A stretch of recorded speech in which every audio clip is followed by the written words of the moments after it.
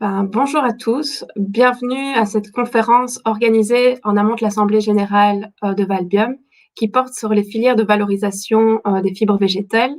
Alors nous sommes déjà près de 70 participants, donc c'est très bien. Il y a encore tout un nombre qui à mon avis, vont arriver. Donc le sujet, c'est vers une économie plus résiliente avec les filières de valorisation des fibres végétales et quel marché pour le chanvre wallon.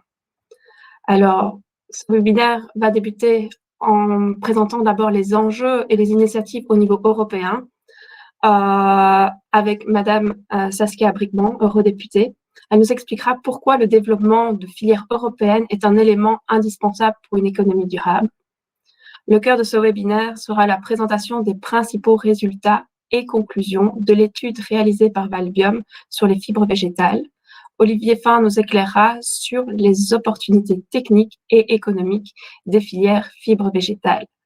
Son intervention sera suivie par une séance de questions-réponses et ce webinaire sera clôturé par Madame Sylviane Bilguicher, conseillère au cabinet du ministre Borsu, ministre de l'économie, de la recherche, de l'innovation, du numérique, de l'agriculture, etc. Et on termine cet événement à 14h45. Donc c'est une visio d'1h30. Elle sera suivie par l'Assemblée statutaire et des tables de discussion qui sont réservées aux membres de Valbium. Alors, je vais vous donner quelques informations par rapport à l'organisation de cette visio et plus particulièrement au niveau des interactions.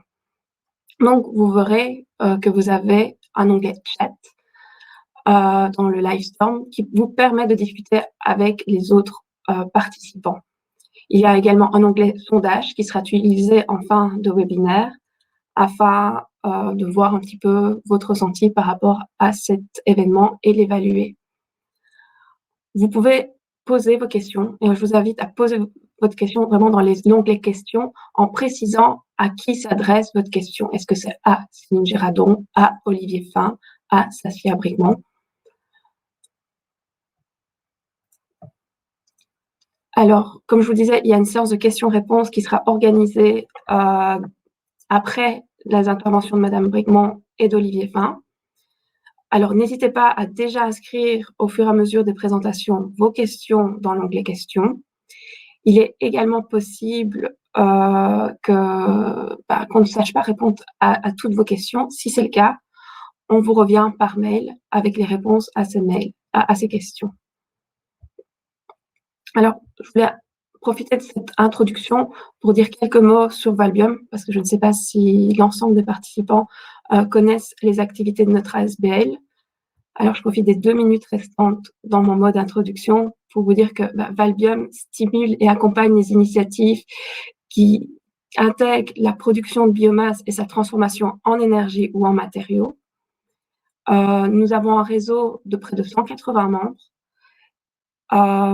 Et si vous souhaitez avoir des infos spécifiques et voir un petit peu les réalisations de notre ASBL, je vous invite à parcourir notre rapport annuel qui a été publié il y a quelques jours, où vous verrez tous les chiffres clés et les différentes réalisations de notre équipe. Alors, je vais alors laisser la parole à Madame Brikman, qui va pouvoir introduire cette conférence. En tout cas, un grand merci à elle pour sa participation.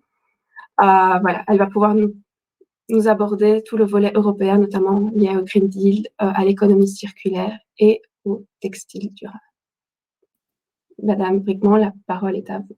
Bonjour, merci beaucoup. Merci pour le mot d'introduction et pour l'invitation à l'Assemblée générale de Valbium. Et vous m'invitez à intervenir sur un sujet qui est évidemment au cœur de vos préoccupations, mais aussi de celles du Parlement européen, puisque le Green Deal est désormais la trajectoire, le cap que s'est donné la Commission européenne et dans lequel s'inscrivent évidemment tous nos travaux, avec encore beaucoup d'incohérences, et vous allez les entendre puisque je vais y venir, mais aussi beaucoup de perspectives, notamment par rapport aux secteurs que je qualifierais en transition, des secteurs économiques clés qui doivent nous amener nos territoires aussi vers davantage de résilience. C'est un mot désormais à la mode, mais qui revêt toute son importance. Alors, la transition écologique, comme je le disais, est devenue la colonne vertébrale des politiques économiques, sociales et environnementales européennes et nationales, particulièrement depuis la publication du Green Deal européen, du Pacte vert européen en décembre 2019. Et sa mise en œuvre découle d'un vaste plan d'action qui est décliné en différentes stratégies et ces stratégies permettent de l'opérationnaliser. Il y a la stratégie pour la biodiversité, la stratégie dans le domaine agricole de la fourche à la fourchette, la stratégie que vous connaissez bien sur l'économie circulaire et encore d'autres. Et pour compléter ce dispositif, cet arsenal, beaucoup de plans, beaucoup de documents, mais aussi des initiatives législatives qui, elles, ont une force contraignante dans les États membres, donc que les États membres doivent appliquer pour renforcer les objectifs qui sont définis dans ces stratégies et dans le fameux pacte vert. Je pense ici particulièrement à une initiative législative qui devrait être présentée prochainement par le commissaire Reynders, sur la responsabilité sociétale des entreprises.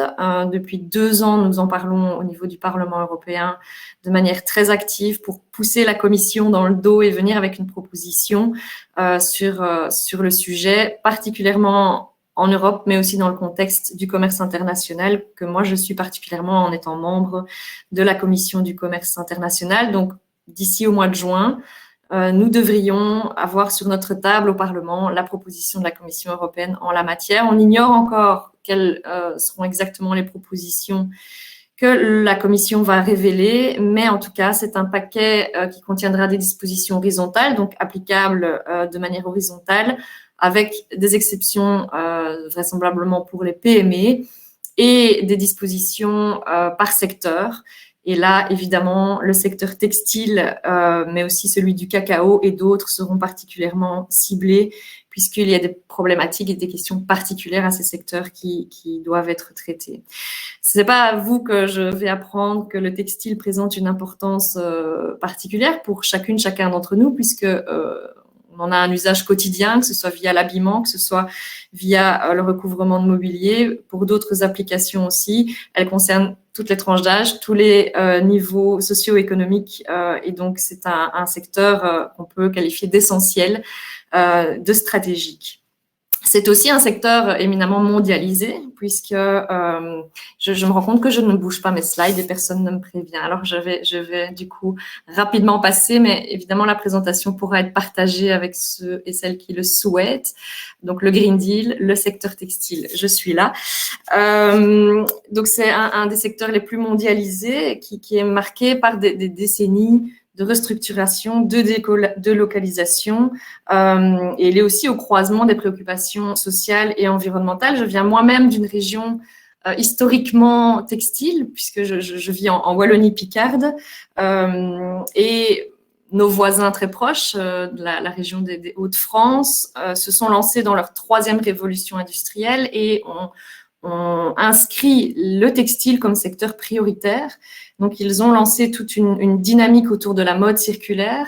Ils développent une chaire de recherche sur la mode circulaire et donc, pourquoi pas, de futurs projets Interreg avec Valbiom.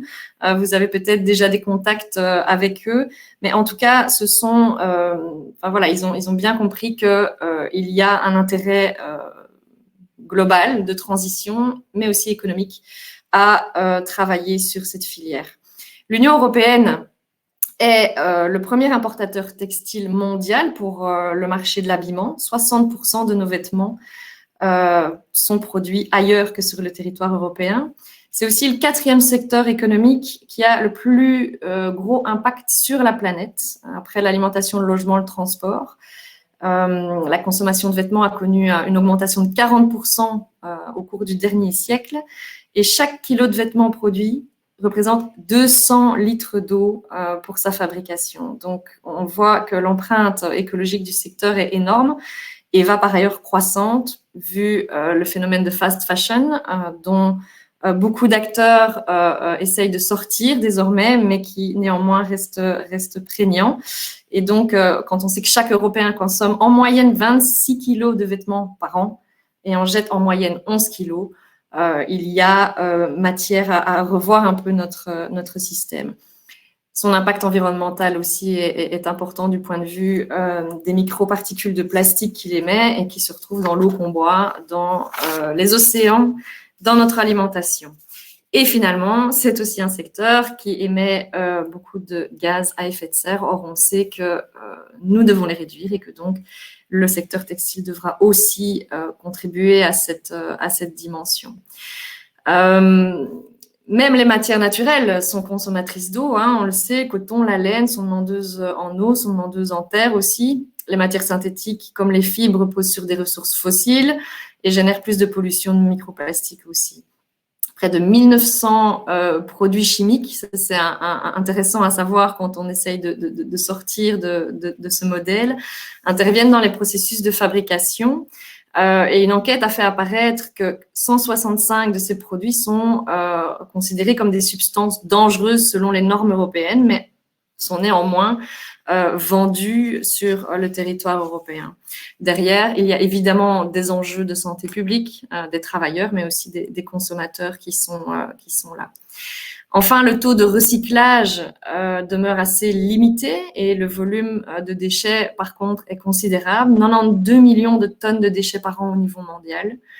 Et le tri et le recyclage en Europe pourraient donner lieu à 120 000 nouveaux emplois. On sait que l'équation n'est pas si simple, hein, évidemment. Il y a beaucoup de dimensions à prendre en compte, notamment le fait que comme les alliages de métaux, plusieurs matières sont mélangées, si bien qu'il est impossible de les dissocier. Et donc aujourd'hui, seulement 1% des textiles produits dans le monde sont recyclés pour en faire des nouveaux. Bref, là aussi, des filières économiques qui sont en voie de développement et on voit qu'il y a matière. Une directive qui peut vous intéresser dans le secteur, c'est la directive déchets de 2020, qui prévoit qu'au 1er janvier 2025, une collecte séparée pour les textiles devra être organisée. De son côté, la Commission fixera aussi des objectifs de préparation, qui sont en préparation en vue du réemploi et du recyclage des déchets textiles. D'où l'importance stratégique de la circularité et de l'éco-conception des produits, donc de réfléchir dès leur conception à la réutilisation et au recyclage des produits. C'est toute la logique dans laquelle la stratégie économie circulaire essaye de nous amener. Alors, derrière ces tonnes de vêtements importés et vendus à bas prix, derrière cette mode éphémère et jetable, il y a donc aussi un coût environnemental, mais aussi un coût social. Au début de la chaîne de vêtements qu'on porte, il y a des hommes, des femmes et aussi des enfants. 80% de la main-d'œuvre est féminine, qui travaillent dans des conditions que plus personne ne peut ignorer aujourd'hui. Et pourtant, les politiques, les entreprises, les consommateurs que nous sommes continuent souvent à fermer les yeux. Or, on sait qu'il n'y aura pas de transition écologique sans transition sociale. Alors, l'événement auquel vous m'invitez aujourd'hui tombe à pic, puisque dans le contexte international et des travaux que l'on mène, on est à quelques jours de l'expiration de l'accord sur les incendies et la sécurité au travail qui a été conclu suite au drame du Rana Plaza au Bangladesh. Des négociations sont en cours depuis quelques temps pour renouveler cet accord, mais beaucoup de marques n'ont pas envie de le prolonger et estiment que des initiatives volontaires sont suffisantes, mais on voit malheureusement que ce n'est pas le cas. Et donc, si cet accord n'est pas reproduit et prolongé et modernisé, le rôle de contrôle, de monitoring des syndicats bangladais et internationaux, mais aussi des ONG et des associations sera réduit, ce qui réduit aussi la force de frappe, je dirais, des contre-pouvoirs. Alors, voilà, la mode jetable n'est pas gratuite. In fine, il y a toujours quelqu'un qui paye et donc il est grand temps de soutenir, dans la logique du Green Deal, une industrie mondiale de la mode durable qui préserve, mais aussi restaure l'environnement et qui soit davantage éthique. Alors, en tant que consommateur, nous devons aussi bien évidemment changer nos habitudes, revoir la manière dont les vêtements sont produits pour être, je l'ai dit, éco-conçus, encourager davantage l'économie circulaire et soutenir les entrepreneurs, les makers qui montrent la voie aujourd'hui. Je sais que parmi ceux qui nous écoutent aujourd'hui, il y en a. Alors, sur le plan international, il y a la stratégie du textile, de l'habillement, du cuir et de la chaussure durable et équitable qui a été publiée par 65 ONG qui ont présenté cette stratégie au Parlement européen, qui ont présenté la stratégie à la Commission européenne pour essayer d'aller plus loin que la stratégie économie circulaire et d'avoir une stratégie spécifique au secteur textile. Et donc, c'est intéressant de voir tous les leviers dont dispose l'Union européenne via ses objectifs de Green Deal pour agir sur ce secteur, puisque l'Europe est un client majeur.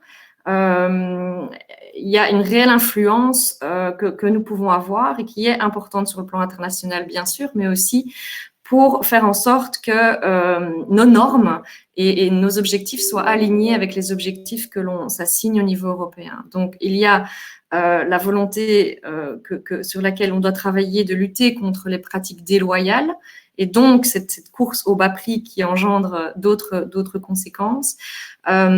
De fixer des normes relatives à la conception des produits. Donc ça, ce sont des démarches qui sont en cours au niveau européen, mais on veut aussi qu'elles s'appliquent au niveau de notre chaîne de production internationale, donc qui touche à la durée de vie, à l'utilisation des ressources, et conditionner à ces normes de conception l'accès au marché européen. Donc ça, ce serait pour faire en sorte que le Green Deal et ses objectifs se reflètent aussi sur l'ensemble de la chaîne d'approvisionnement. Donc, je ne vais pas être beaucoup plus longue et continuer à énumérer, mais je veux donner quelques exemples d'applications concrètes du Green Deal pour montrer que ce n'est pas une coquille vide et que pour faire en sorte que ce marché mondialisé évite aussi des concurrences déloyales, nous devons exporter, je dirais, le Green Deal. Et c'est ce qu'on essaye aussi de faire dans nos travaux au niveau de la Commission du commerce international. Et puis, le secteur public a évidemment aussi un rôle à jouer. Il a dépensé près de 9 milliards d'euros en 2015 dans l'achat de textiles et d'habits.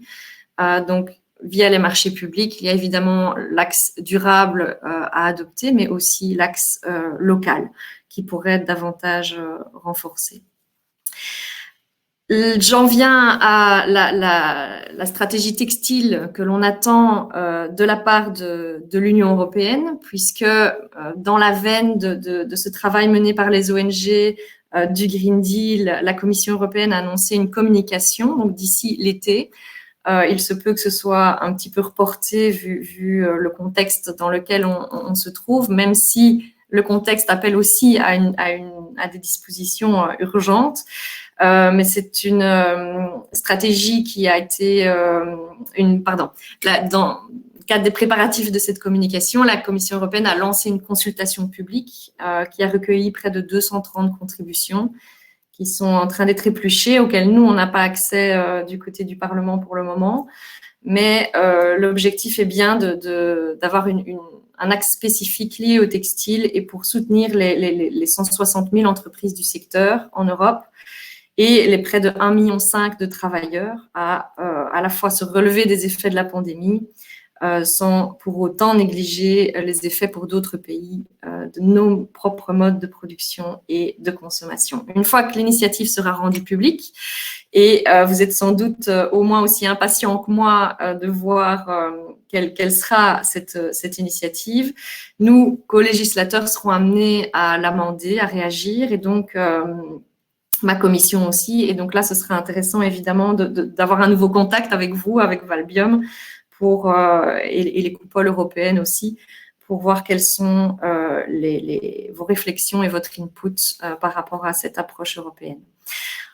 Enfin, et je terminerai avec ça, il y a dans le cadre de sa stratégie internationale et commerciale une nouvelle définition de l'approche que l'Union européenne veut prendre, qui est celle de Open Economic Strategy, stratégie économique ouverte. Donc, les interprétations sont encore assez divergentes pour le moment. La Commission le définit comme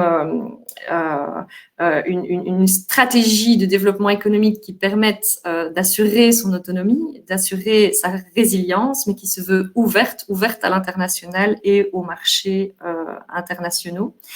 Une chose est sûre, c'est que pour nous, l'Union européenne a un intérêt stratégique à adopter à la fois des règles communes en matière de responsabilité sociétales applicables aux entreprises européennes, à leurs sous-traitants et aux entreprises étrangères qui sont actives sur le territoire européen, pour les raisons que j'ai évoquées précédemment, sociales, environnementales, et aussi pour des raisons de level playing field, donc d'éviter des concurrences déloyales.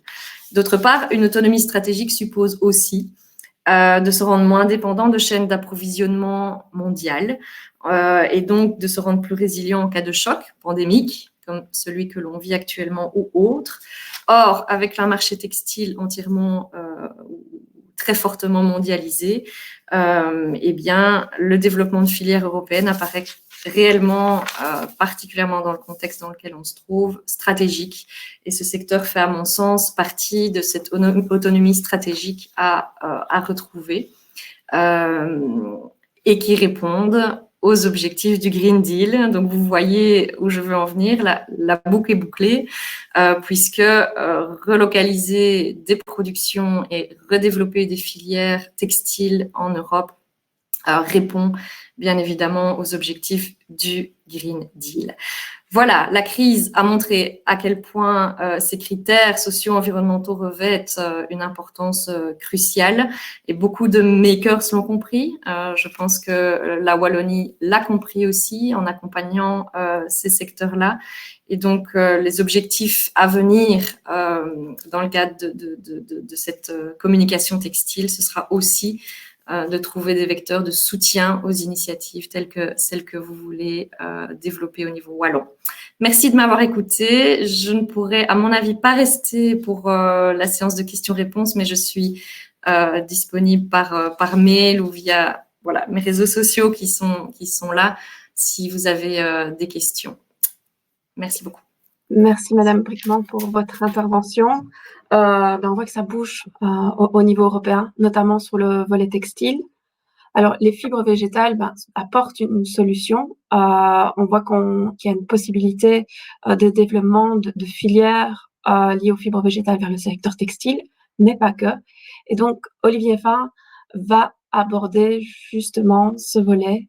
Quel est le potentiel technico-économique pour des filières fibres végétales au niveau de la Wallonie? Olivier, je te laisse la parole. Il faut que tu remettes ton micro.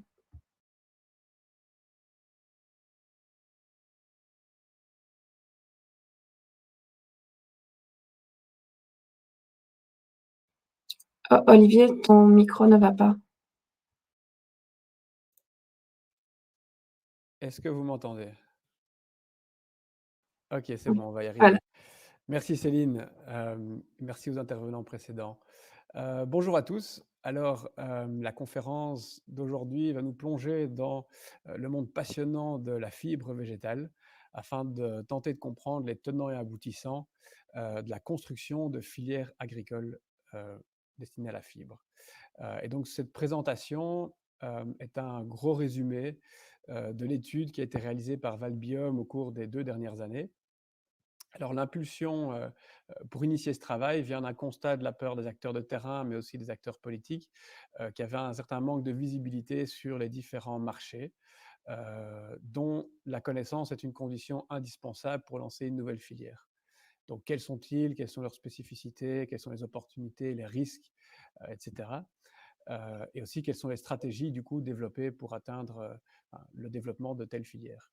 Olivier, On peut je te coupe. Est-ce que tu peux prendre ton micro plus près de ta bouche et parler un peu plus fort, s'il te plaît? Ok. Merci à ceux qui ont fait la remarque.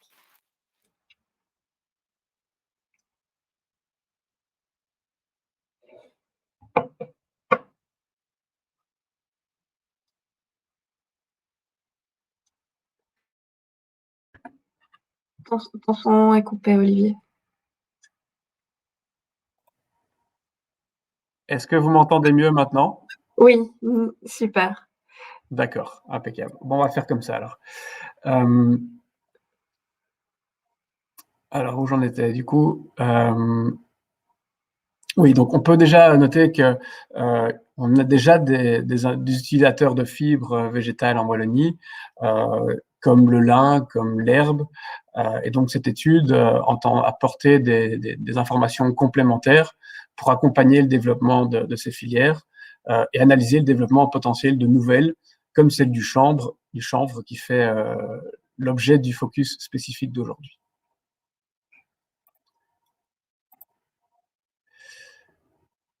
Alors, la première question, évidemment, c'est qu'est-ce qu'une fibre?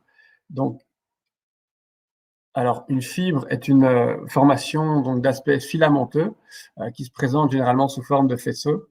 Et quand on s'immerge dans le monde de la fibre, on réalise qu'elle nous accompagne partout, dans le quotidien, de nos draps de lit, aux vêtements, aux biocomposites de nos voitures, aux isolants de nos maisons, en passant par les pales d'éoliennes. Et donc, historiquement, les fibres sont d'origine animale et végétale, comme la laine de mouton, la fibre de coton, etc. Et puis, au cours du XXe siècle, le développement de la pétrochimie a permis le développement de fibres synthétiques et artificielles. Alors, de nos jours, l'enjeu est de revenir aux fibres naturelles, renouvelables et locales, chaque fois que c'est possible techniquement et faisable économiquement. Alors, les fibres qui nous occupent principalement sont issues de la tige de la plante, donc on appelle ça les fibres libériennes, et se présentent sous forme de faisceaux.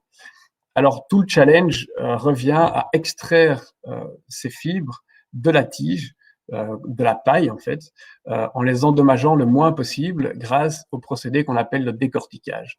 Et donc, à la fin de ce process, l'application finale de ces fibres va dépendre principalement de leur taille et de leur propreté. Alors, on parle de propreté, c'est-à-dire le taux résiduel en granulat qui reste accroché à la fibre. Et donc, certains marchés demandent un taux résiduel égal à 0. Et donc là, il faut vraiment des procédés particuliers pour les épurer, pour les nettoyer au maximum. Donc, au niveau du lin, on parle pour le décortiquage du procédé de taillage qui permet de sortir des fibres longues et des fibres courtes, en plus de granulats et de fines qu'on appelle ana et poussière. Au niveau du chanvre, le décortiquage s'appelle le défibrage et ne permet que de sortir des fibres courtes, en plus de granulats qui s'appellent la chenvotte et les fines, dont on appelle la poudre. Alors, l'enjeu derrière notre mission était de pouvoir ouvrir, mais aussi fermer des portes, de pouvoir définir quels sont les marchés qui sont intéressants pour développer une nouvelle filière. Alors, pour naviguer au cours de cette présentation, on va suivre la méthodologie qu'on a adoptée au cours de cette étude pour parvenir à nos conclusions. C'est-à-dire qu'on a fonctionné par questions successives, en commençant par les plus larges, pour ensuite restreindre le focus sur des pistes concrètes pour développer une filière fibre végétale en Belgique. Et donc, la première question à se poser, c'est est-ce qu'il est possible, au niveau des conditions pédoclimatiques, de faire planter des fibres en Wallonie? La deuxième question, on ne va pas l'aborder ici, mais concerne tout l'aspect réglementaire. Ensuite, la question fondamentale est de savoir mais pourquoi, à quelle destination, quel marché sont porteurs et prometteurs. Ensuite, on va aborder quelques aspects de la culture et de la première transformation, donc pour l'extraction des fibres. Le point suivant touchera à la structuration de filières. On verra que l'aspect organisation filière est fondamental. Et ensuite, on répondra à la dernière question qui est est-ce qu'on y va ou pas? Et si on y va, comment on y va? En proposant des business models.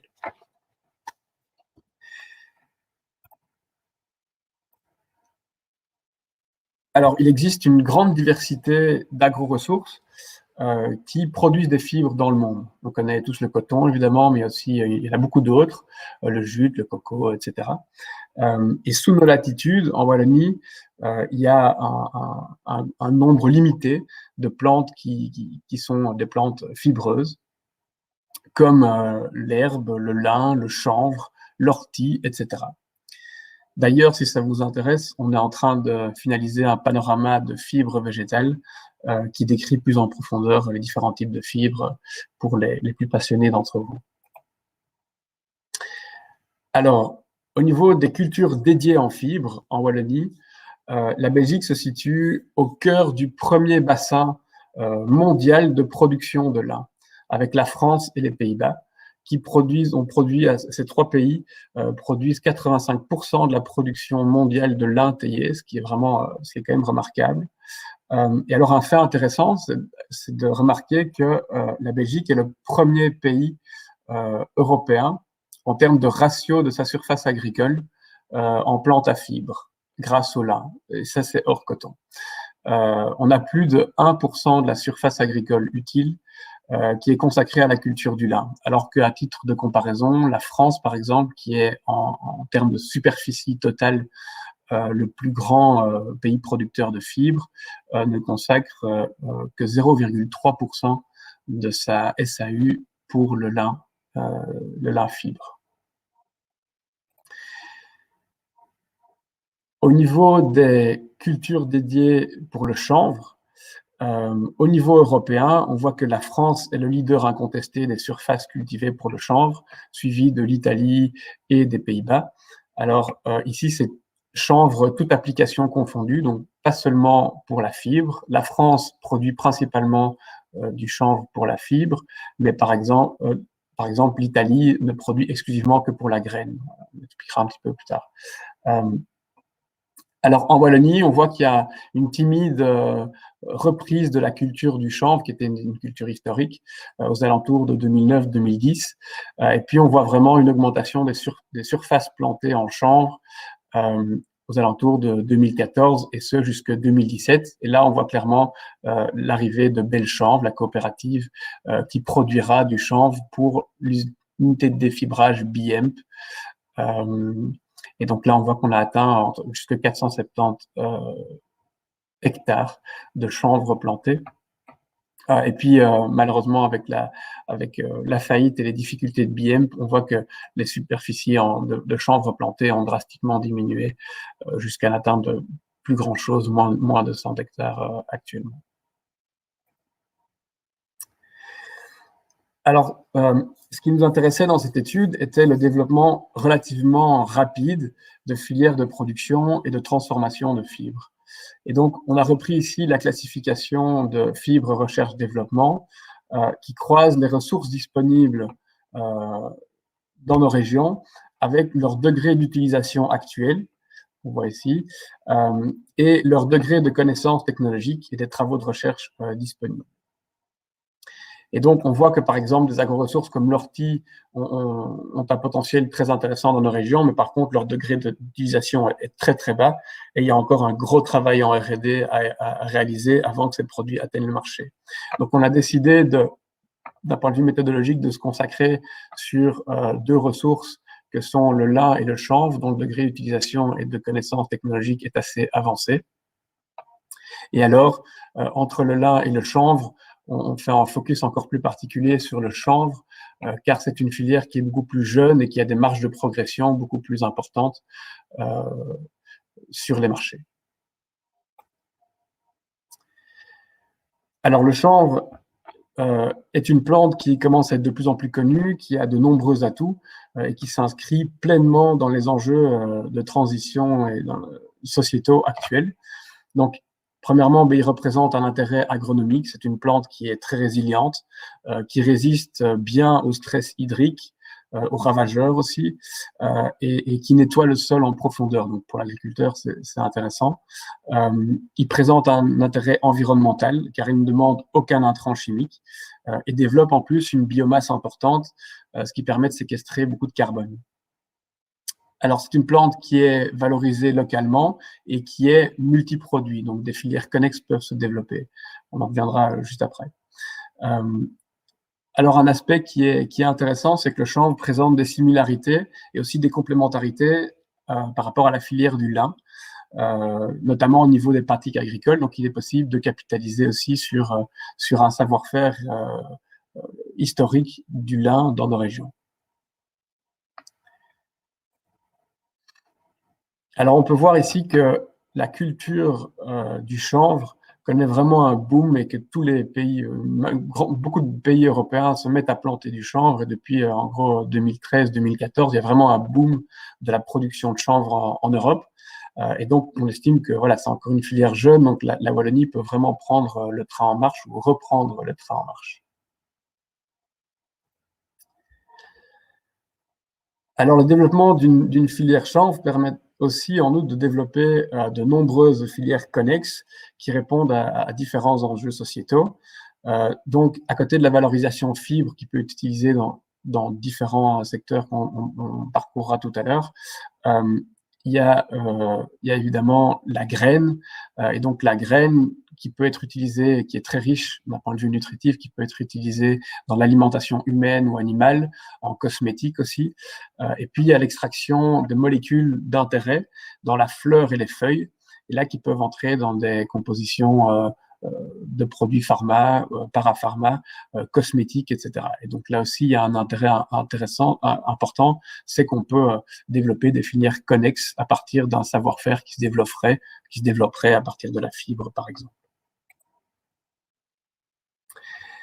Alors, on va s'attaquer maintenant, du coup, au marché. Donc, quels marchés sont porteurs et prometteurs? Alors, l'intuition qu'on a eue dès le commencement de notre exploration et qui a été confirmée au cours de nos échanges, c'est que pour développer une filière complète, il est vraiment essentiel de partir de l'aval, c'est-à-dire des marchés. Donc, ce sont les marchés qui sont en demande de qualité et de propriété spécifique qui payent finalement tous les maillons de la filière. Et donc, il est essentiel de les connaître et de les comprendre. Pourquoi? Pour définir des stratégies d'investissement notamment, et aussi des stratégies au champ, donc d'itinéraires techniques, pour offrir un produit qui réponde parfaitement aux besoins en bout de chaîne. Alors, classiquement, les marchés applicatifs des fibres végétales en matériaux sont rassemblés sous 3 grandes catégories de débouchés. On parle du secteur textile, des biocomposites et de la construction. Ici, on a focalisé notre analyse plutôt sur ces marchés-là. Alors, un point de vue, il était intéressant de voir au niveau de la France, qui est le premier producteur de fibres en Europe, voir un petit peu quels sont les marchés pour ces 2 sources principales de fibres. On voit que la fibre de lin est à destination à plus de 90% du secteur textile, donc habillement, linge de maison, ameublement confondus, et 10% seulement va dans nos débouchés plus techniques.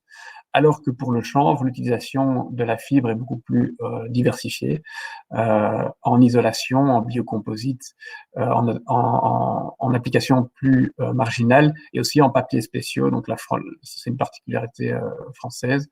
Donc plus de 50% des fibres de chanvre en France sont encore destinées au secteur de la papeterie. Alors on a décidé de ne pas rentrer dans ce marché parce que c'est un marché qui est à maturité, voire en déclin dans le futur. Donc on n'a pas estimé que c'était une voie prometteuse pour développer une nouvelle filière dans notre région. Alors, on va commencer directement par le marché des biocomposites.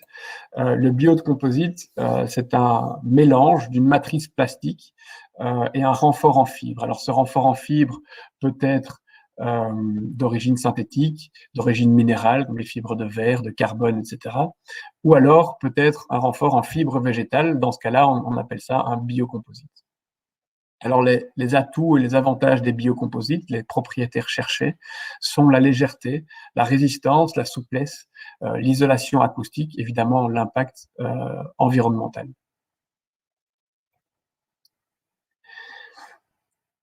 Alors, actuellement, le marché mondial du composite est largement dominé par la fibre de verre, qui est présente à près de 90%, suivi ensuite à une dizaine de pourcents par les fibres végétales, et enfin, dans une niche plus anecdotique, le carbone, autour de 1%, et donc le carbone qui est utilisé dans des applications à plus haute valeur ajoutée, comme l'aéronautique, etc. Donc, actuellement, le secteur du biocomposite à base de fibres végétales, donc hors bois, donc on parle de chanvre, de lin, de quenaf, etc., est très majoritairement tiré par le secteur automobile. On voit que sur les 92 000 tonnes utilisées en Europe, 90 000 le sont dans le secteur automobile, donc c'est flagrant. Et alors, au niveau des tendances, on peut voir que l'utilisation de fibres, de biocomposites à base de fibres végétales dans l'automobile est plutôt en stagnation depuis 2012 et n'est pas attendu en forte croissance d'ici 2028. Donc, c'est pas un signe très encourageant pour ces fibres dans des applications composites. Alors, quels sont les enseignements qu'on peut tirer de ce marché? C'est que du coup, évidemment, on a pu le voir, les fibres en biocomposite sont largement tirées par le secteur automobile, qui est une industrie internationale et mondialisée, donc qui suit aussi les tendances macroéconomiques, ce qui est pas toujours un signe très bon actuellement. Le secteur automobile souffre un peu de la crise. Alors, ce qu'il y a aussi, c'est qu'il y a une concurrence technique des fibres locales par les fibres exotiques, donc par exemple les fibres de Kenaf, une concurrence donc économique, mais aussi technique, parce que il y a parfois des difficultés à obtenir un taux en chaîne de propreté qui répondent au cahier de charge du secteur automobile. On l'a vu, les perspectives de croissance sont assez limitées dans ce secteur-là. Et puis, c'est un marché où les acteurs sont déjà installés. En général, le secteur automobile verrouille les contrats sur des durées longues. Donc, les acteurs installés sont en principe déjà là. Et donc, pour une nouvelle filière, c'est assez risqué, selon nous, de se lancer sur ce marché. Et puis, les volumes sont tout de même assez limités, ce qui présente des surfaces aussi assez restreintes.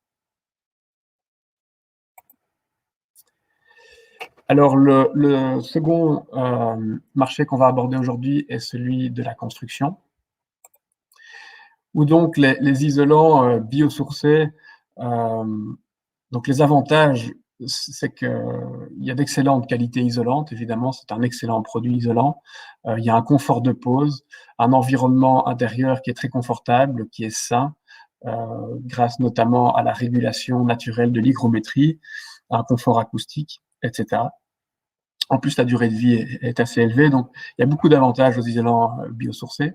Et au niveau de la construction, les deux produits issus de la paille de chanvre peuvent être valorisés, c'est-à-dire le granulat et la fibre. Et donc, au niveau de la chaîne de valeur, une fois qu'on a atteint le défibrage, la fibre part chez l'unité de deuxième transformation qui va donc utiliser la fibre dans des panneaux isolants en laine de chanvre, par exemple, qui sera alors mélangée avec une faible proportion de fibres synthétiques pour le procédé de thermoliaison qui fait un matelas bien solidaire. Mais il y a aussi le granulat qui peut être utilisé, donc la chaîne vote, qui mélangée à de la chaux fait des blocs ou alors du béton projeté, donc on appelle ça du béton chaux-chanvre. Et donc, c'est une application vraiment intéressante. Et alors, la Wallonie a la chance de voir sur son territoire deux acteurs qui sont actifs dans le secteur de la fibre, dans le secteur dans le secteur de l'isolant biosourcé. Donc, on a l'entreprise Gramitherm qui utilise de la fibre d'herbe et pour réaliser des panneaux isolants. Et alors ensuite, on a l'entreprise IsoHemp, elle qui réalise des blocs de béton chaud-chanvre qui est basé à Fernelmont. Et donc, ils peuvent évidemment tirer ces filières.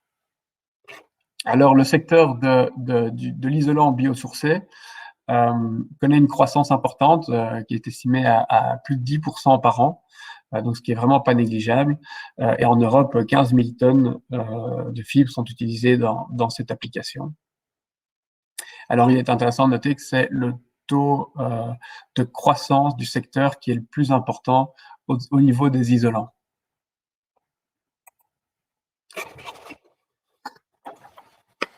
Alors, Au niveau des enseignements du marché de la construction, on l'a vu, c'est un secteur qui est en croissance, donc c'est un bon signal. Les isolants biosourcés sont utilisés à plus de 90% en rénovation. Et donc là, ça laisse aussi des marges de progression pour la nouvelle construction, pour les isolants biosourcés qui sont actuellement un peu délaissés. Donc là ça permet aussi des marges de progression importantes. Et puis, comme je le disais, ce qui est intéressant, c'est qu'on a des leaders wallons qui sont présents sur le sol et qui peuvent tirer ces filières, des acteurs de la deuxième transformation, et donc qui sont des consommateurs de fibres et des consommateurs de granulats. Et donc, pour le montage de filières, c'est primordial de pouvoir compter sur des acteurs comme ça, et aussi qui font tout un travail aussi d'information auprès du consommateur, auprès du grand public. Alors, le contexte wallon est favorable au développement de ce marché-là. On peut notamment citer les surprimes de 25% à l'isolation biosourcée, les prêts en verre pour la rénovation énergétique qui sont en pleine croissance. Il y a la création du label matériaux biosourcés qui est aussi une avancée importante pour le secteur. Et alors, pour des pistes pour aller plus loin encore dans ce secteur et stimuler ce secteur-là, c'est les besoins en formation. Donc, il y a encore besoin de former tant les prescripteurs que les acteurs de terrain aux avantages, à l'intérêt de migrer vers ce type d'isolant.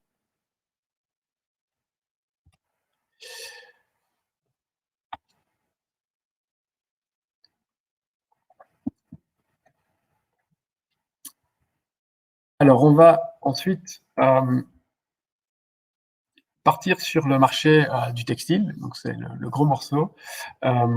Donc, la chaîne de valeur du textile est longue et complexe et souvent internationale. Alors, elle est composée de 4 grandes étapes. La première qui est la transformation de la matière première en fibre, le décortiquage. Ensuite, la transformation de la fibre au fil grâce aux filatures, la transformation du fil au tissu grâce au tricotage ou au tissage, et ensuite la confection qui part chez le designer, etc., les marques, etc. Alors, il est intéressant, donc on l'a expliqué, que le taillage permet de sortir de la fibre longue et de la fibre courte, alors que le défibrage ne permet que de sortir de la fibre courte. La fibre courte limite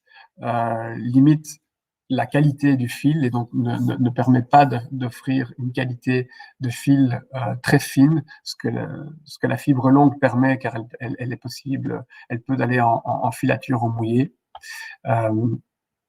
Et donc, les fibres passent par différents traitements avant d'arriver en filature.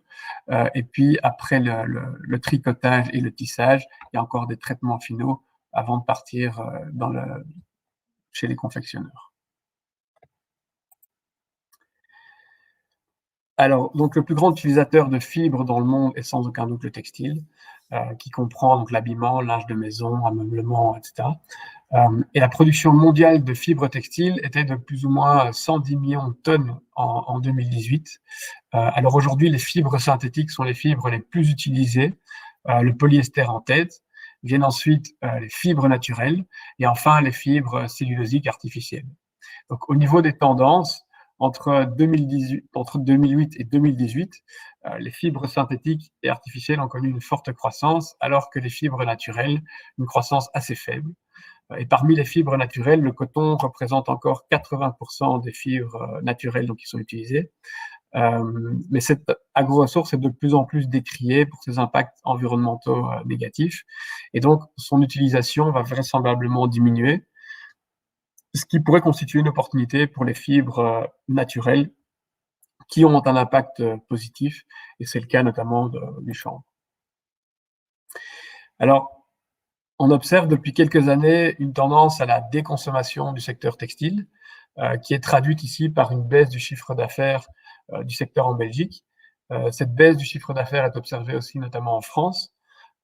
Et donc, il y a un institut, qui est l'Institut français de la mode, qui a réalisé une étude pour un peu comprendre cette tendance de déconsommation.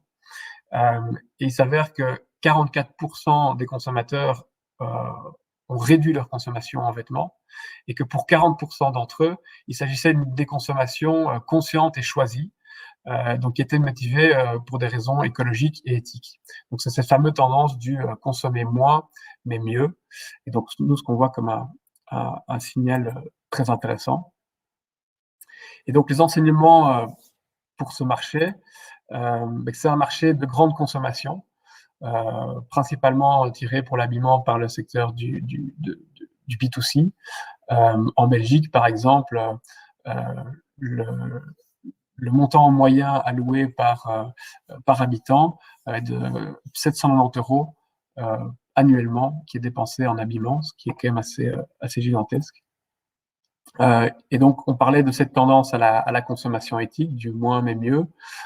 Et donc là, c'est aussi une porte ouverte vers des outils et des matières premières plus vertueuses. Alors, on observe une relocalisation des chaînes de production en Europe. Donc ça, c'est vraiment important. Il y a eu un mouvement massif de délocalisation, principalement vers l'Asie, de certains maillons de la chaîne, comme les filatures, et en particulier les filatures au mouillé, qui permettent d'avoir des textiles très fins. Donc, si on voulait avoir des textiles très fins qui soient 100% européens, c'était vraiment un bottleneck. Actuellement, on voit de nombreux projets de relocalisation, même de ces filatures au mouillé en Europe et en France, au Portugal par exemple.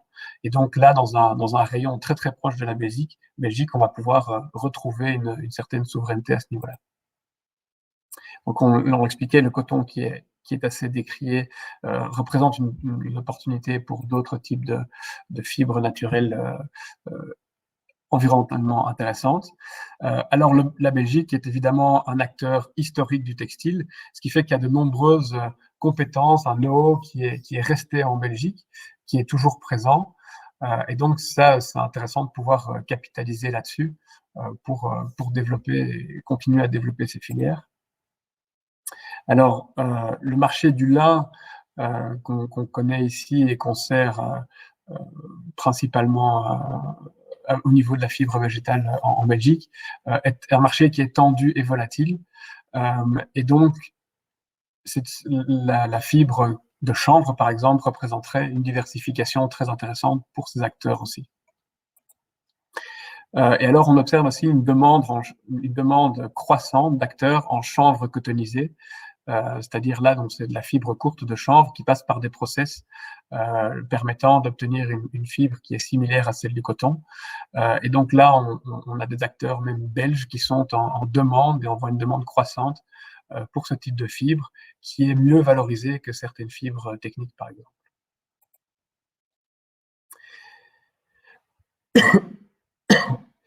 Alors, au niveau de marchés prometteurs qui restent encore à explorer, donc qu'on n'a pas eu le temps d'explorer plus en profondeur, il y a le marché du non-tissé qui nous semble vraiment très prometteur. Donc actuellement, l'Europe est le premier producteur mondial de non-tissé, et cette technologie permet de réduire les coûts de production et surtout est utilisée du coup dans des produits à usage unique destinés notamment à l'hygiène ou à la santé. Donc, on pense aux couches pour enfants, les serviettes hygiéniques, les lingettes jetables, pour le médical aussi, donc les blouses chirurgicales, les fameux masques, les draps jetables, etc. Et donc là, on comprend tout de suite l'enjeu que représente le développement de produits qui seraient pour le coup biodégradables dans ce type d'application. Alors, une fois que les marchés sont identifiés, se pose la question de la production et de la transformation, de la culture et la première transformation du chanvre en fibre. Et donc, il existe divers schémas de valorisation et de modèles de culture qui sont possibles en Wallonie. Donc, actuellement, il y a 2 modèles qui sont possibles sous nos latitudes en fonction de la valorisation principale qui est recherchée. si on recherche à valoriser la graine de chanvre, on parle de modèle culturel battu, parce qu'on le récolte avec une moissonneuse-batteuse. Par contre, si on recherche la fibre de qualité technique ou textile, alors là, on parle de culture non battue parce que c'est la paille qu'on va valoriser. Alors là, l'agriculteur doit faire un choix, car il n'est pas possible de valoriser la graine et la fibre technique ou la fibre textile sur la même plante, sur la même parcelle, car les itinéraires techniques sont différents. Il y a une particularité du chanvre, c'est qu'au champ, si on veut une fibre technique et une fibre textile, il y a un procédé qui s'appelle le rouissage, qui a besoin de conditions climatiques particulières qui se déroulent en été. Et donc, si on veut récolter la graine, par exemple, on le fait fin septembre, et donc on arrive trop tard dans la saison pour cette étape cruciale de rouissage au champ. Voilà qui explique pourquoi on ne peut pas faire les deux. Dans l'état actuel de la connaissance, après il y a peut-être des variétés qui sont en cours de développement qui permettront d'avoir une maturité de graines plus tôt dans la saison, ce qui permettrait de rouir les graines, les pailles, pardon. Mais actuellement, c'est pas encore le cas.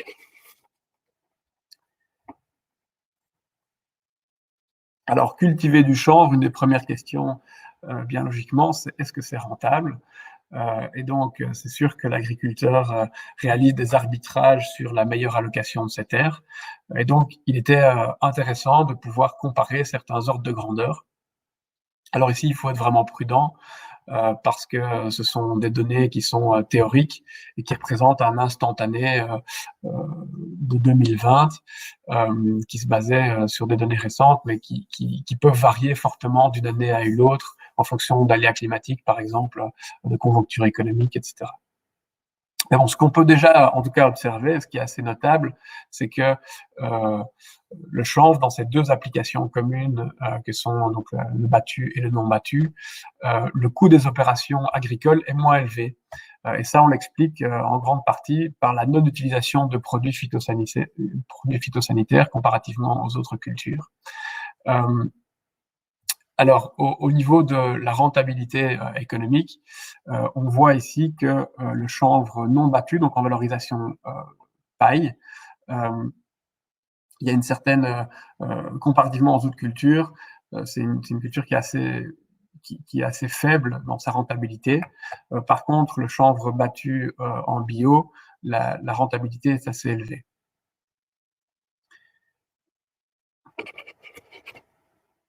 Alors ici, ce qui est important aussi de dire, c'est que comme le chanvre est une culture écologique, il peut bénéficier des primes MAEC, donc là qui s'élèvent à 240 € par hectare, qui ne sont pas compris dans les calculs ici, qui sont assez contraignantes à obtenir, donc c'est pour ça que je les ai pas mis ici, mais si l'agriculteur fait le choix d'y opter, ça peut faire remonter de manière assez significative dans le classement de rentabilité le chanvre pour la paille.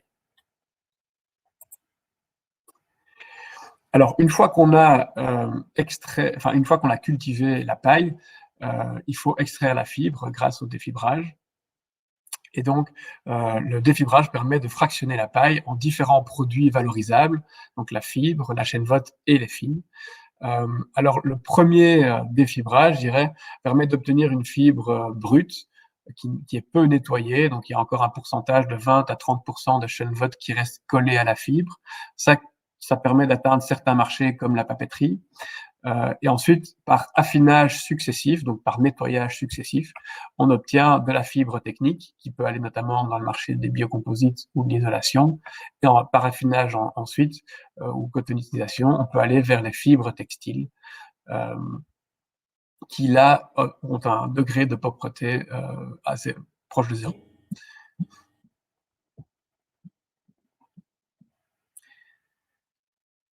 Alors, donc, quels sont les enseignements qu'on peut tirer ici de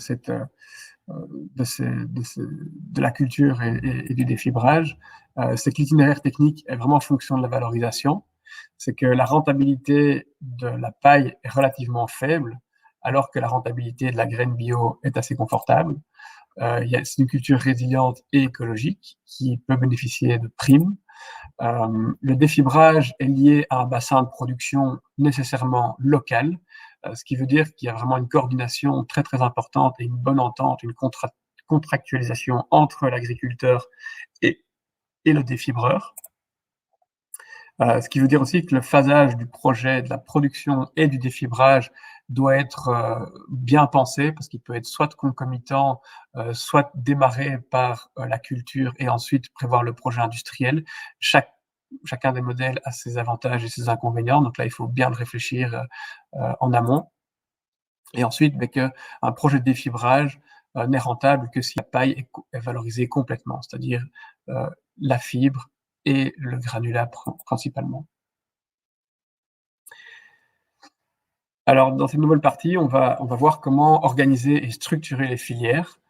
On a pu donc constater qu'il y a une coordination qui est vraiment importante entre les différents maillons de la chaîne de valeur et que c'était vraiment un élément clé. Et donc, on a analysé les modèles français et hollandais, qui sont les deux leaders européens de la fibre de chanvre. Et cette analyse nous a permis de dégager deux facteurs essentiels pour avoir des filières réussies. La première, c'est qu'il faut une coordination forte entre les activités agricoles et le défibrage. Et la deuxième, c'est qu'il est absolument important d'avoir un contrôle sur ces marchés. Et donc, ces facteurs ont été rendus possibles grâce à une centralisation forte au sein de structures organisationnelles qui sont verticalement intégrées au sein des coopératives agricoles en France ou d'entreprises privées qui contrôlent l'ensemble de la filière aux Pays-Bas. Donc en France, il y a 6 chanvrières actuellement. Aux Pays-Bas, il y en a 2, dont Enflax, la plus grande, qui a des opérations aussi en Allemagne et en Roumanie. Donc, à titre d'exemple, la Cavac, par exemple, en France, produit des panneaux isolants à base de fibres de chanvre. Donc, ils cultivent, ils transforment la fibre, ils extraient la fibre et ils la transforment ensuite en panneaux isolants. Donc, ils maîtrisent toute la filière. Alors, dans le contexte wallon, le modèle coopératif peine un peu à trouver sa place au sein du monde agricole. Et le modèle d'entreprise intégrée représente un niveau d'investissement et de risque assez important. Donc, on privilégierait d'autres modèles alternatifs et innovants pour structurer les filières comme des plateformes indépendantes qui aident tous ces acteurs à s'organiser.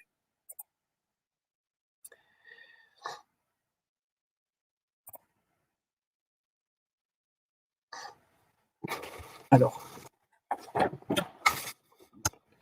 donc, on propose ici un phasage en termes de stratégie qui nous paraît le plus réaliste et le moins risqué pour monter une filière fibre végétale agricole, qui est premièrement de créer des marchés consommateurs de fibres en stimulant les acteurs de la deuxième transformation, en stimulant par exemple aussi le développement de marques, et ce qui permet dans un premier temps de s'approvisionner en fibres au départ d'acteurs historiques comme les acteurs français et néerlandais, et ensuite, dans une deuxième étape, lorsque le marché semble prêt et que les volumes de fibres sont suffisants, à ce moment-là, concevoir le projet agricole et de décortiquage de la fibre.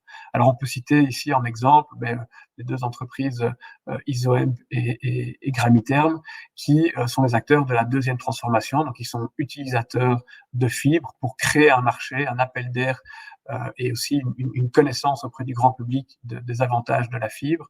Et dans un deuxième temps, l'idée serait de pouvoir produire en Wallonie, ce serait l'idéal.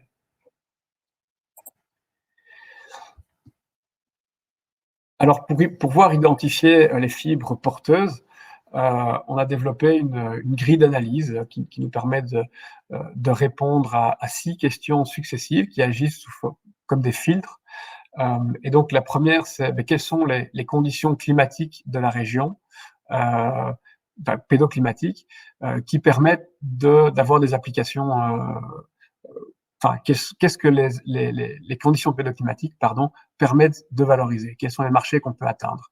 La deuxième question, c'est qu'est-ce qu'il est permis de faire? La troisième, c'est quels sont les marchés qui sont les plus prometteurs et les plus porteurs? La quatrième, c'est quels sont les besoins en équipement et en investissement. Quels sont les équipements et expertises qui sont déjà en place en Wallonie et sur lesquels capitaliser? Et existe-t-il un bassin d'approvisionnement déjà structuré? Donc, sur base de cette grille d'analyse, on a pu développer 2 modèles. Donc, le premier modèle, c'est le modèle chanvre battu en bio. Et donc, là, l'enjeu est de miser sur une filière qui est rentable à court terme pour acquérir de l'expérience, tout en limitant les risques. Donc, le modèle chanvre battu en bio, donc la valorisation de la graine et la paille qui serait du coup non rouillie ou peu rouillie, semble répondre à ce besoin. Et donc, développer un bassin de production de chanvre graduellement qui serait du coup là tiré par la graine en bio, qui rémunère correctement l'agriculteur et leur redonne confiance dans cette culture du chanvre qui a été un peu écornée avec l'expérience de Belchamp. Et ensuite, permettrait de développer des applications plus innovantes sur de la paille peu ou non rouillie, avec cette pression en moins que la rentabilité de l'agriculteur viendra plus de la graine.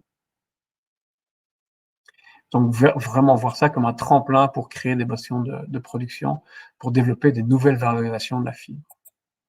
Alors, le deuxième business model qu'on propose, c'est le modèle fibre longue destiné au secteur textile, avec une particularité, c'est le chanvre taillé. Donc, classiquement, le défibrage du chanvre ne permet que de sortir de la fibre courte, ce qui limite quand même les marchés du textile de haute qualité, mais alors que la plante a un potentiel pour de la fibre longue. Et donc, classiquement, la fibre longue est obtenue grâce au procédé de taillage qui est utilisé pour le lin. Et donc, ce qu'on propose, c'est une valorisation innovante en capitalisant sur l'expertise et l'expérience des acteurs du lin. Comment? Eh bien, en appliquant les process du lin au chanvre. Donc, le lin serait transformé par une unité de taillage pour en ressortir de la fibre longue de chanvre, en plus évidemment de la fibre courte et de la chènevotte qui pourraient garder leurs applications traditionnelles. Et donc la fibre longue, là, à ce moment-là, pourrait être destinée au marché textile et qui permet de développer une voie de diversification aussi pour les acteurs du lin, qui pourraient utiliser aussi leurs canaux de commercialisation classiques, notamment l'exportation, mais tout en permettant le développement d'une chaîne de valeur textile locale. On peut voir ici, par exemple, sur ce schéma, entre parenthèses, en vert sont les maillons de la chaîne qui sont présents en Belgique. Et donc, on voit qu'avec la relocalisation de filatures au mouillé en France notamment, eh bien, on aurait vraiment des chaînes de valeur complètes pour avoir des textiles de grande qualité dans un rayon de 150 km autour de la Belgique. Et donc, ce modèle fibre longue est d'ailleurs en train c'est sur les rails, Valbium est en train de développer des essais sur le terrain avec des industriels du secteur. Donc, on a déjà mené des essais en 2020 qui étaient très prometteurs et on est encore en train de monter en puissance, je dirais, cette année-ci avec des essais sur des plus grandes surfaces, avec des échantillons plus importants. Et donc là, c'est vraiment une filière qui semble très porteuse.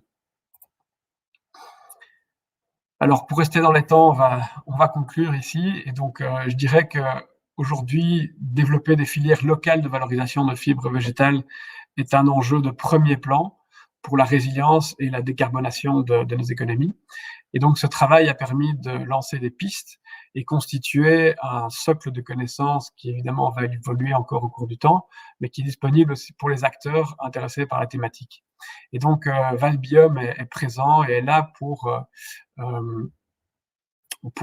accompagner ces initiatives et les acteurs, les initiatives actuelles et futures, avec des ambitions à la hauteur de l'enjeu. Et donc, il convient aussi de saluer les pionniers et entrepreneurs wallons qui sont visionnaires et ambitieux, qui ouvrent la voie et se développent dans ce domaine. On a déjà cité plusieurs fois Gramiterm et Isoem qui font office de référence dans la construction biosourcée en Wallonie. Et donc, on espère bientôt pouvoir compter sur des filières textiles de chanvre 100% belges ou transfrontalières en tout cas. Donc, nous, on y va. Maintenant, on est là pour accompagner ceux qui sont motivés. Voilà, je vous remercie à tous et on est disponible pour les questions. Merci Olivier. Alors, on est plus de 100 participants, donc il y a beaucoup de questions. Donc, dans 5 minutes, on n'a que 5 minutes ou 6 pour les questions-réponses. Je vais prendre une question par marché. Je vais commencer peut-être par une question sur les biocomposites, puis on ira sur le textile et sur les isolants. La première question, c'est as-tu une idée du taux d'incorporation des fibres? Et je vois que j'ai répondu en direct sans rester affiché. Donc, c'est le taux d'utilisation des fibres dans l'automobile. Existe-t-il encore des marges de progression, allègement des véhicules? Et je peux partiellement répondre à la question si tu le souhaites, Olivier, vu que j'ai les chiffres sous les yeux. Oui, je t'en prie. Alors, en fait, le taux d'incorporation est en moyenne de 20%. De fibres végétales par rapport au poids.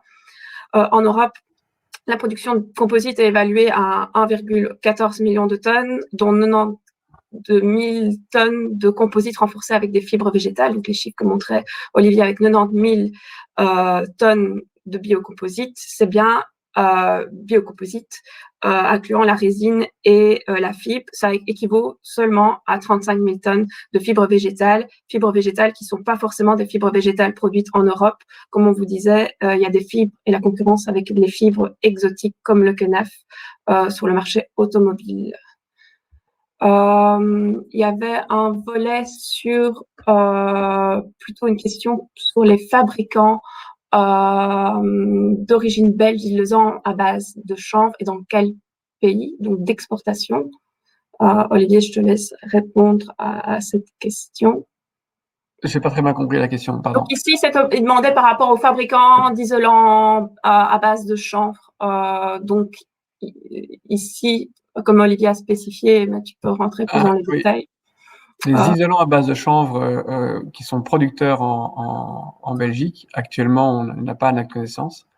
Par contre, il serait possible, techniquement, il pourrait être envisageable d'incorporer des fibres de chanvre dans d'autres types de panneaux isolants biosourcés végétaux. Donc ça, ce serait possible. Voilà.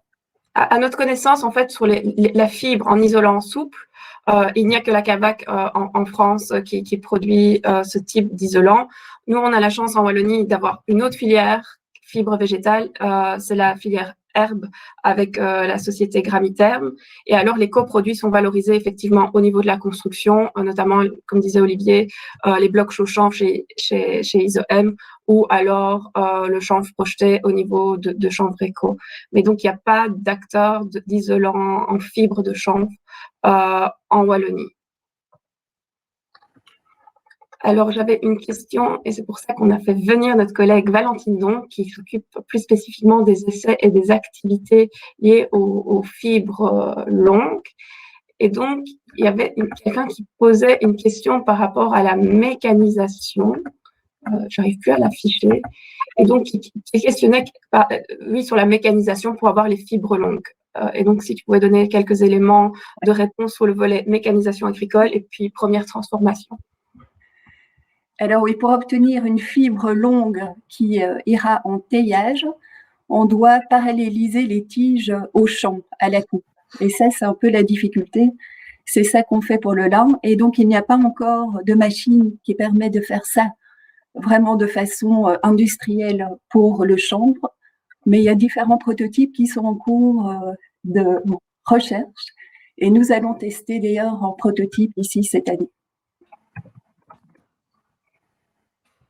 Ok.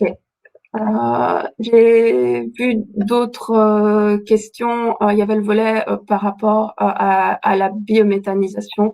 Je réponds très rapidement en disant que la paille de chanvre est très fibreuse et donc elle n'est pas conseillée effectivement en biométhanisation. Ça risque de se prendre dans les éléments rotatifs dans l'installation de biométhanisation.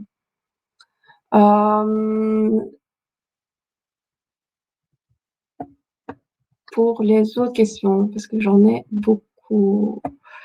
Quel est le pourcentage de fibres textiles dans la tige de chanvre? peut-être laisser la parole plutôt à Valentine. Oui. Ouais. Alors, c'est variable d'après les variétés qu'on va utiliser, mais ça tourne autour de 30% au total. Et donc, on a plus ou moins 15% de fibres longues et 15% d'étoupe, mais en général avec un taux de fibres longues légèrement inférieur au taux d'étoupe. Mais donc voilà, c'est les essais qu'on est en train de mener ici en Wallonie. Des essais similaires se font en Flandre et en France, mais on est encore au début de ces chiffres, mais ça tourne autour de 30%. Ah, Olivier, j'avais une question par rapport à ton tableau de chiffre d'affaires, donc par rapport à la culture de chanvre en bio, qui demandait de préciser sur si ça concernait la valorisation de la graine et de la paille sur une même culture. Oui. Oui, exact. Ouais. Et alors, je vois qu'il est déjà 2h30. Donc, nous, on va reprendre toutes les listes, toutes les questions, on va y répondre et on va vous les renvoyer avec les réponses écrites. Comme ça, vous aurez tous les éléments de réponse qui vous intéressent. N'hésitez pas également à nous contacter. Vous trouverez facilement nos coordonnées sur notre site internet, mais également via la présentation d'Olivier, il y aura ses coordonnées dedans. Je vais laisser maintenant la parole à Sylviane Bilguicher, qui nous fait l'honneur de clôturer cet événement en donnant quelques mots de conclusion par rapport à cette thématique.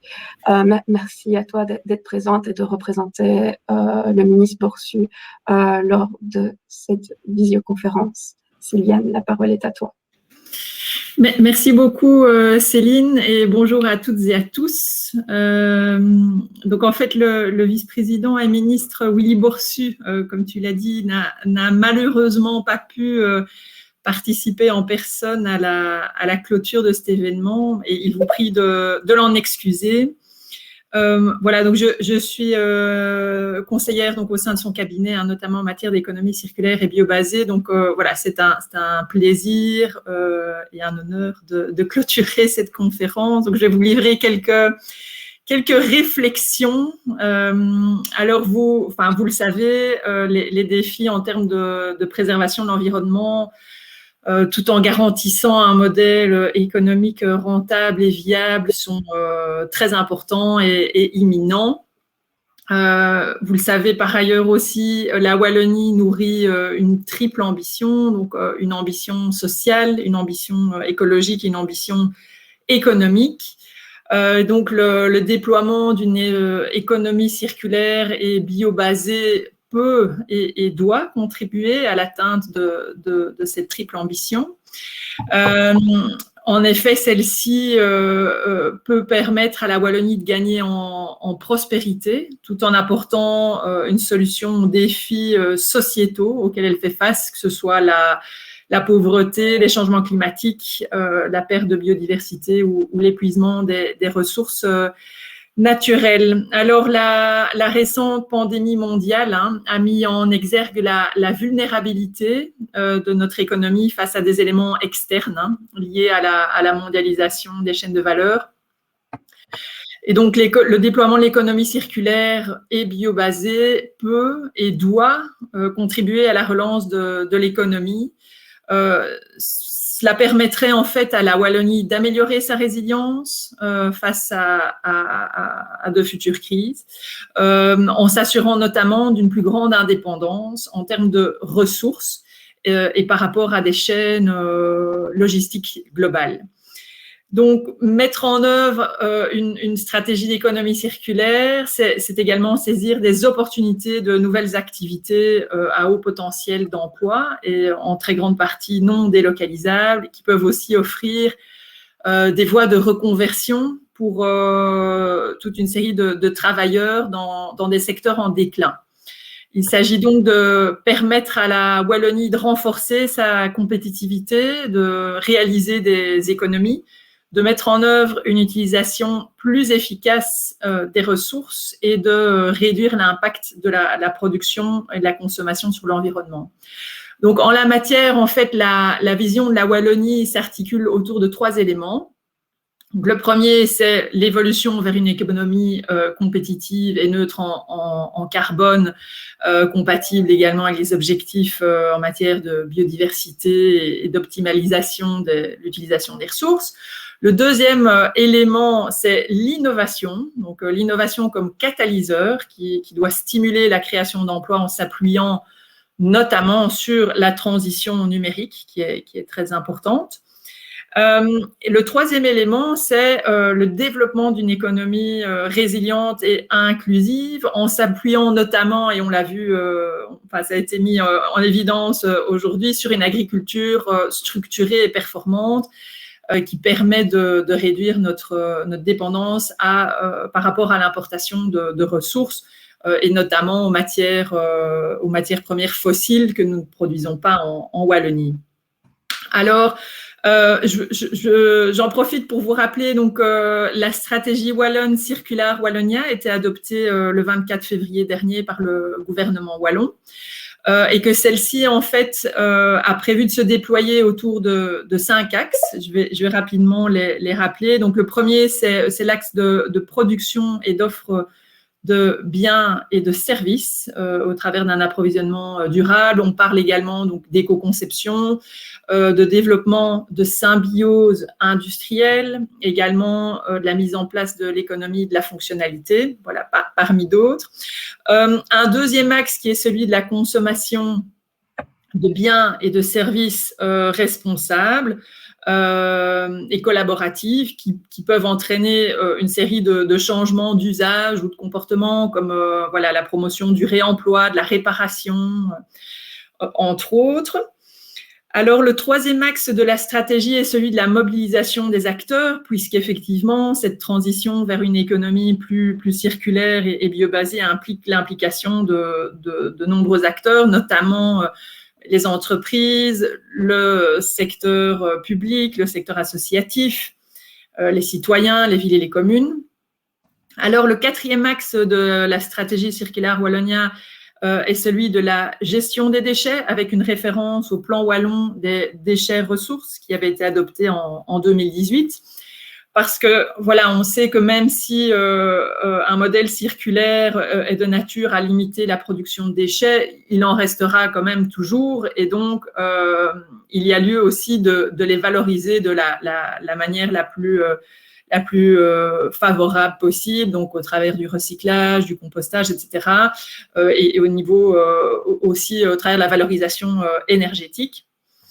Et alors, en dernier lieu, donc le cinquième axe de la stratégie économie circulaire est celui qui développe toute une série d'actions en lien avec 6 chaînes de valeur prioritaires qui ont été identifiées, qui sont celles de la construction des bâtiments, de l'industrie alimentaire et des systèmes alimentaires en général, les matières plastiques, la métallurgie, en ce compris les batteries, l'eau et enfin les textiles.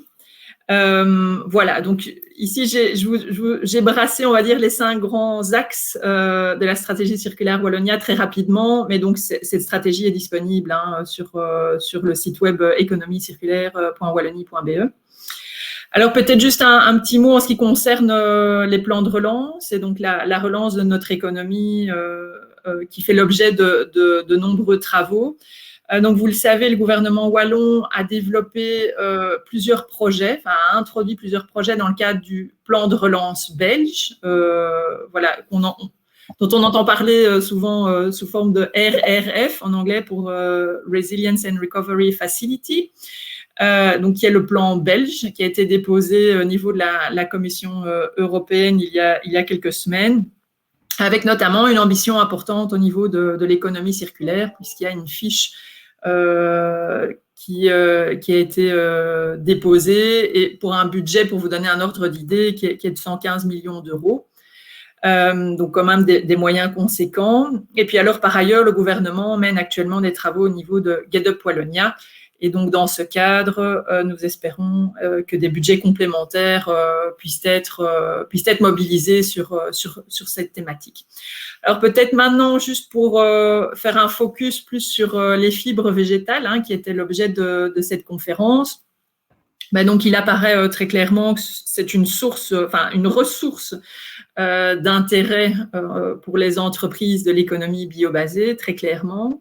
Donc, lors de cette conférence, on a pu cerner le potentiel de cette filière comme un des exemples de déploiement de l'économie biobasée et circulaire en région wallonne ou d'une façon plus large en Europe.